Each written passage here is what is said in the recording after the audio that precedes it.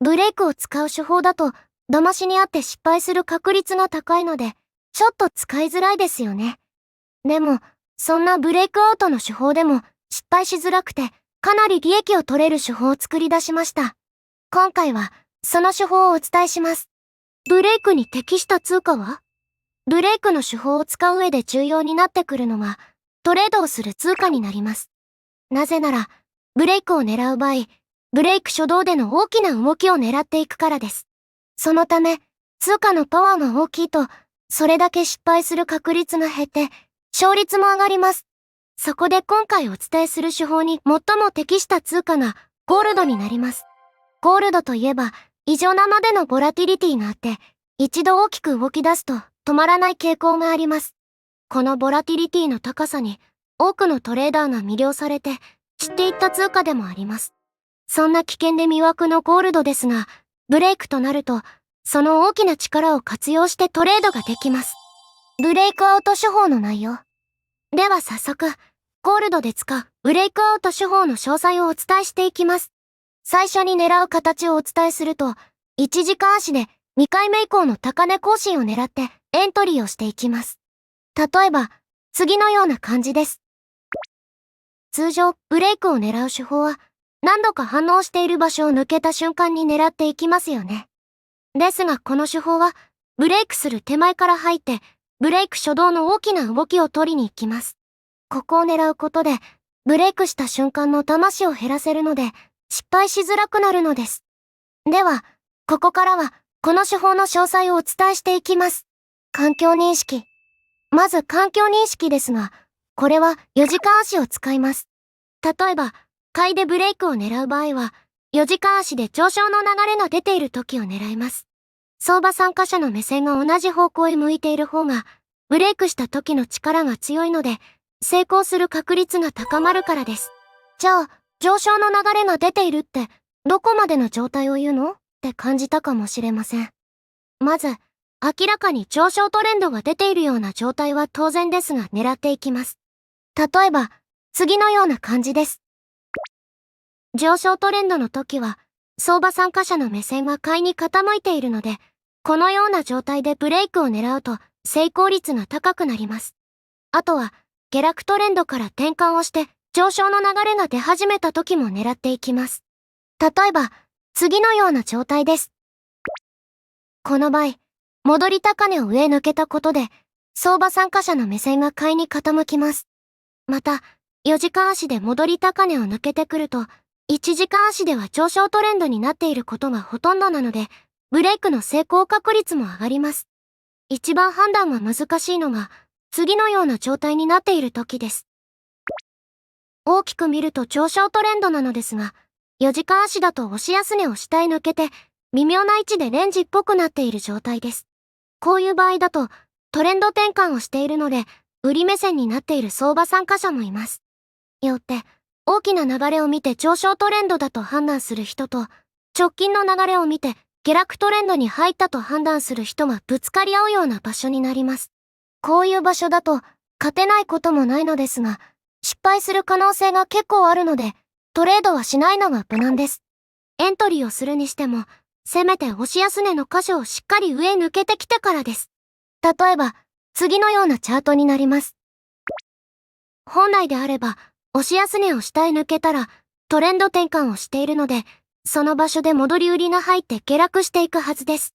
それなのに下落していかないということは、買いの力が強い証拠です。この状態になると、トレンドが転換をしたと判断して、売りを狙っていた人たちも、下がると思っていたのに下がらないということは、買いの力が強い状態なんだな、と考え直して、売りを狙うのをやめてきます。その結果、相場参加者の目線が上方向へ一致するので、買いが入りやすくなります。このような状態になってからブレイクを狙っていくと、失敗する確率を減らせます。よってブレイクの成功率を高めるには、上昇の流れが出ていて、相場参加者の目線が一致した時に狙っていくのがポイントです。エントリーを狙う形。次にエントリーを狙う形ですが、これは1時間足で、2回目以降の高値更新を狙います。例えば、次のような形です。なぜ2回目以降の高値更新を狙ってトレードをしていくのかというと、逆張り売りのポジションが溜まっていき、ブレイクをした時に損切りが一斉に出て大きく伸びやすいからです。例えば、今回の場面だと、最初に高値をつけた時に反転をしたことで、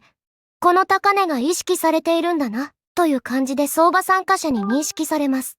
そうなると、次に同じ位置までレートが来た時に、この高値が意識されて、買っている人たちの利食いが出る上に、逆張りで売りも入ってくるので、もう一度下がっていきます。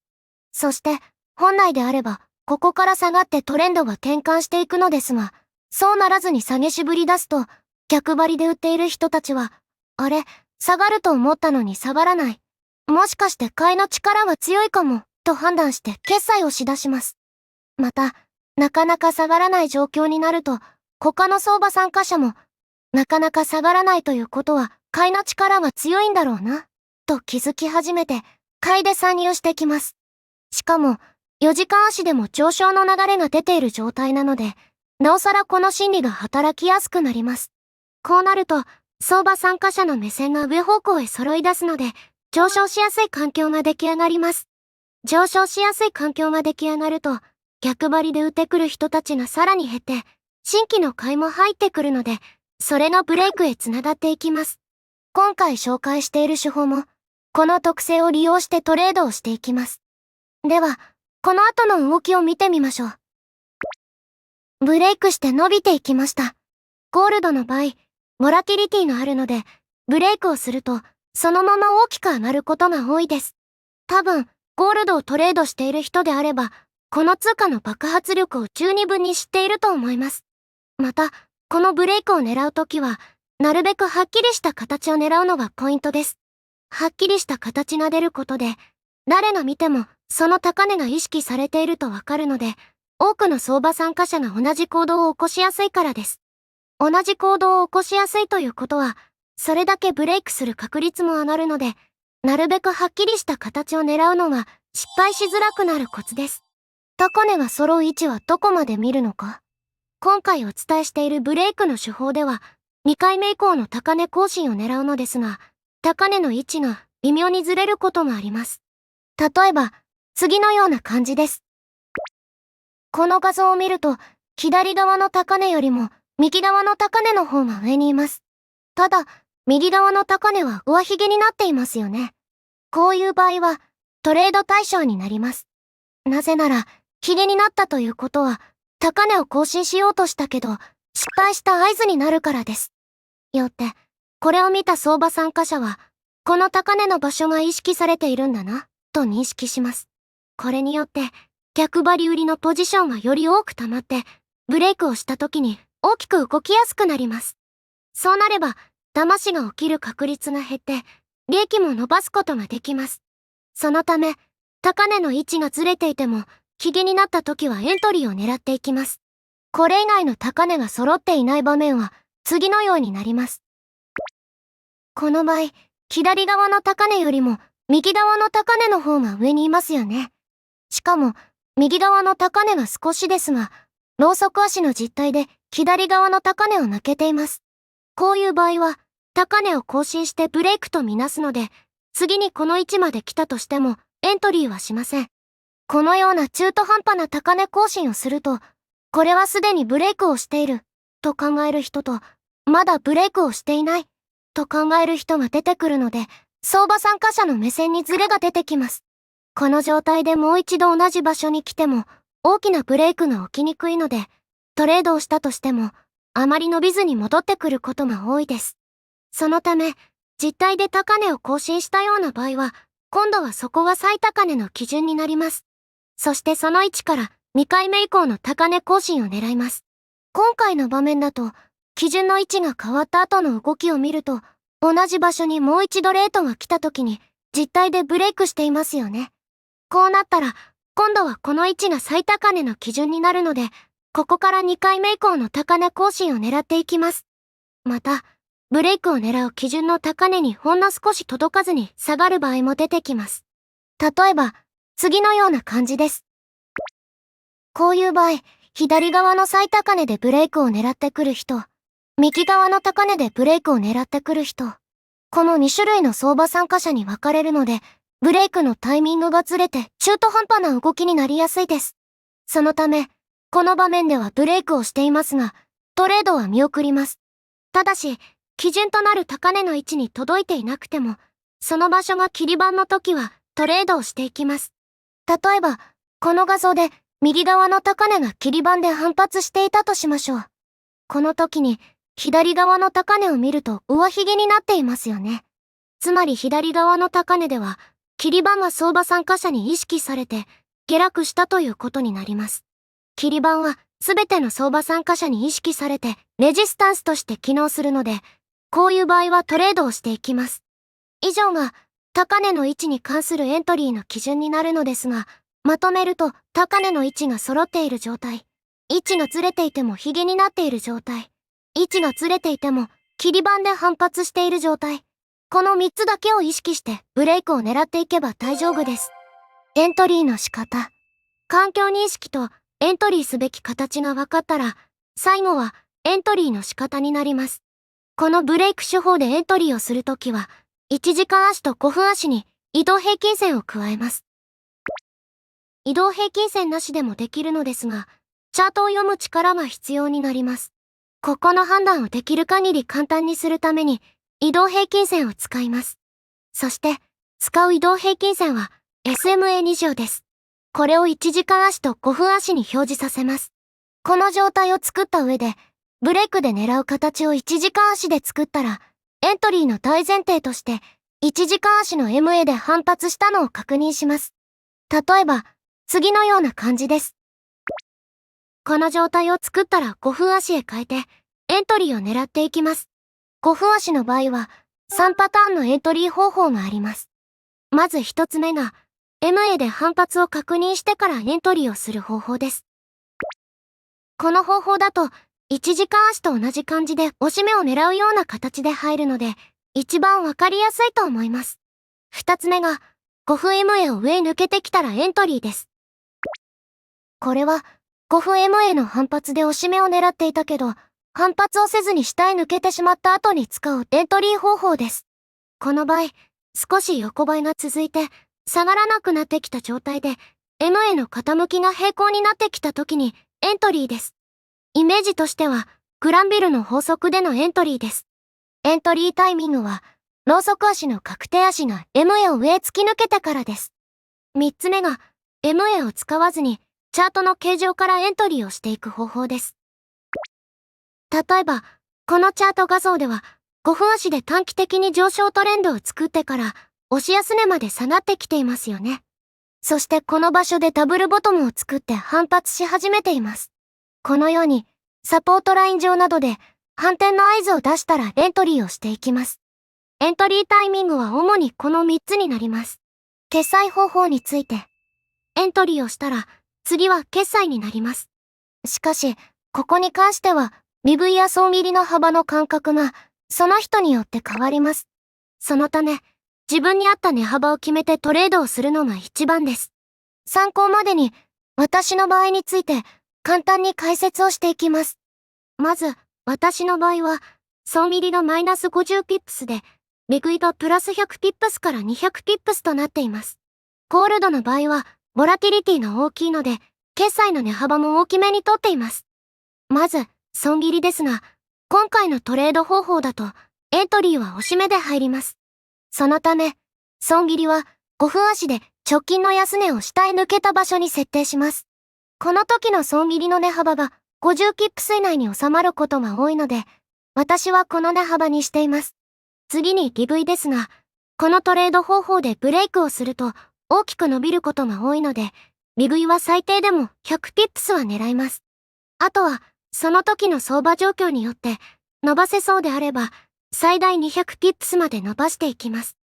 また、このトレード方法では縦値決済を使っていきます。特にエントリー後に少しでもブレイクをしたらストップを縦値に移動します。なぜなら、ブレイクの場合は騙しが起きやすいからです。この騙しが起きた時に損切りになるのを回避するために少しでもブレイクをしたらストップを縦値に移動します。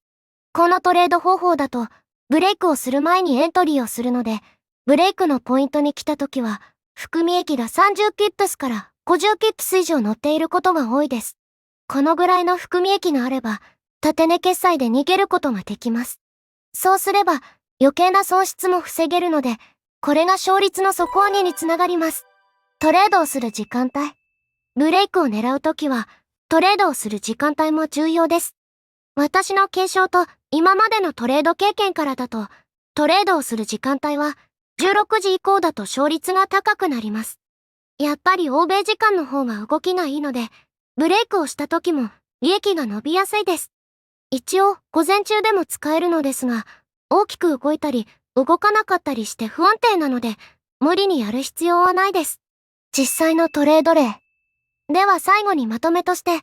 私がこの方法で最近行ったトレードを解説していきます。まず、トレードをしたのは3月13日です。この時の4時間足を見てみると、次のようになっていました。全体の流れが上昇トレンドで、直近の流れも上昇トレンドです。また、高値の位置を見てみると、ちょうど2回目の高値更新に挑戦しようとしている状態でした。よって、環境認識とチャートの形両方が条件に当てはまっていたので、1時間足でチャートを見ていました。その時のチャートが次の状態になります。この時点で、1時間足の MA で反発をしているので、エントリーをする形になっていたのですが、ブレイクのポイントまで130ピップス以上離れていました。これだと、ブレイクポイントまで距離がありすぎるので、100ピップス以内の距離に来るまで待つことにしました。では、その次のローソク足を見てみましょう。結構上がってきて、この時点でブレイクポイントまで70ピップスくらいでした。こうなると、エントリーが近くなるので、5分足へ変えて、エントリータイミングを探っていきます。この時の5分足が次のようになっていました。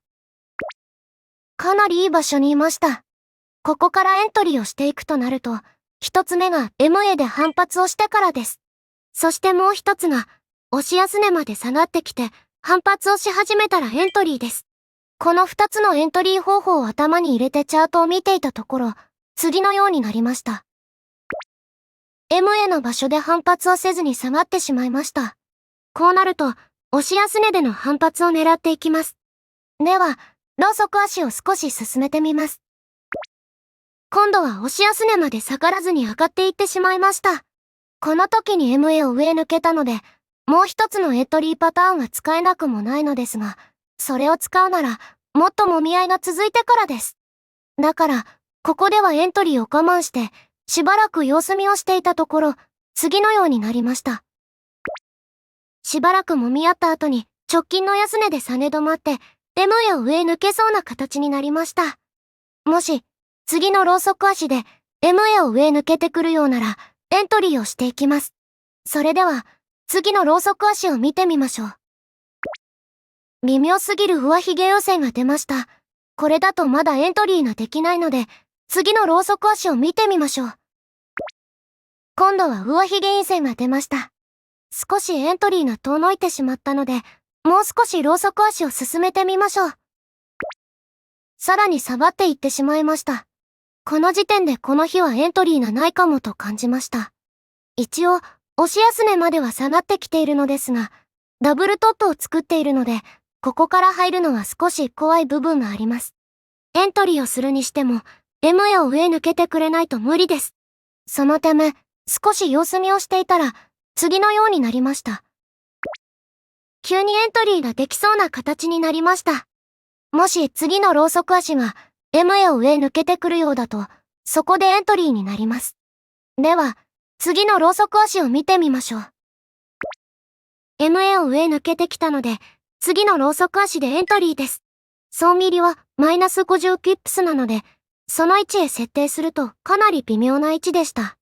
本当は直近の安値を下へ抜けた場所に設定をしたかったのですが、それだとマイナス90ピップスぐらいになってしまうので、損切り幅が大きすぎました。